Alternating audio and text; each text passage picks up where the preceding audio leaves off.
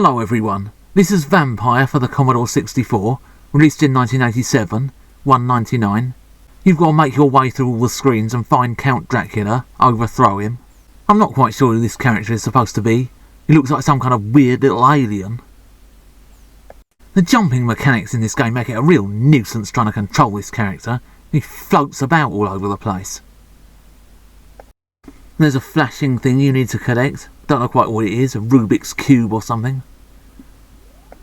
It's made the wall go away, so now you can get into the castle. Avoid that thing firing arrows. Don't know what it is, looks like a big pile of snot or something. A big portrait of the Count himself. Seems to be a negative for some reason. I'm forever blowing bubbles. Yeah. This character's name is Brock the Brave, apparently, which sounds like a breakfast cereal mascot. And these graphics make it look vaguely like the Cauldron games. That chicken is bigger than he is. You've got to find 5 keys to unlock all the doors.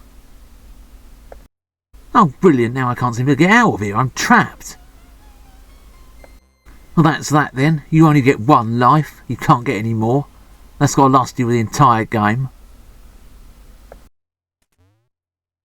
He jumps like he's got rocket power or something.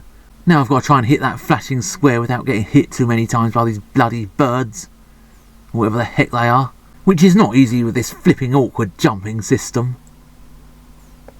And there's a problem, he's just so small it's difficult to see how far you can get to the edge of a platform before you fall off it. Oh brilliant, now he's fallen down into the underworld. There is literally no way of getting out of here. I think there are a couple of screens like this. You spend about an hour and a half trying to get through this game and then fall down one of these. And you basically have to end the game there. No, there's no way out. You're just going to have to die on purpose, mate. A man in a car carrying a big drill bit, or whatever in 9 hells that's supposed to be. Oh, and here we are, we've got to start all over again. And why do they have to clutter up these screens, all that junk at the bottom? It'd make more sense to have a bigger play area. When you wish upon a star, makes no difference who you are. You're a bit too old to believe in that kind of old bollocks. You waste half your life just trying to get into this castle. Oh, there's Pudge and Budge, the birds. Just done their business on Dracula's car. No wonder he's in a bad mood. And trying to avoid all these arrows and other things flying about all over the place is a real task. Especially when he's jumping about like he's got a rocket up his arse or something. It says on one of the screens at the beginning, why pay more? Maybe you might get a half decent game out of it. Codemasters went full price eventually anyway. Their 6th Dizzy adventure game was full price, despite the fact it wasn't any bigger than the previous one. There's one of the keys up there.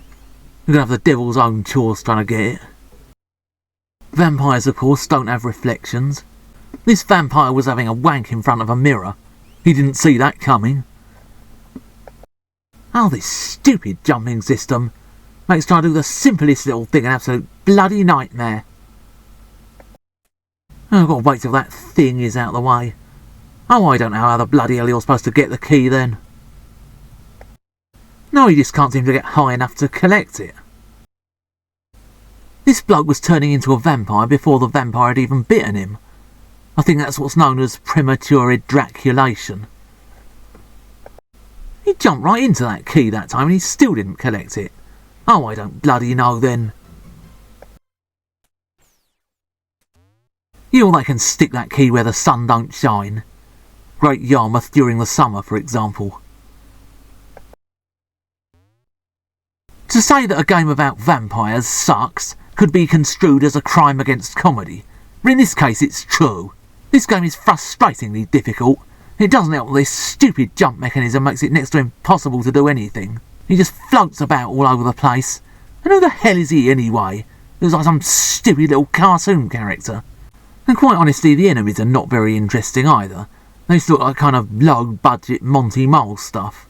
There's nothing much to look at. It seems as if some lazy sod at Codemasters has ported yet another game over from the Spectrum. Seems like they couldn't even be bothered with an in-game tune. The play area and the main character are just far too small, making it even more of a task. Despite the fact it's hard, there is only one life. You can spend ages getting through it, then fall down into a pit and you won't be able to get out again. I don't know quite who thought that was a good idea anyway.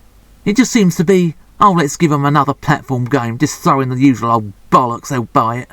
After about 5 minutes you're completely bored and fed up with it.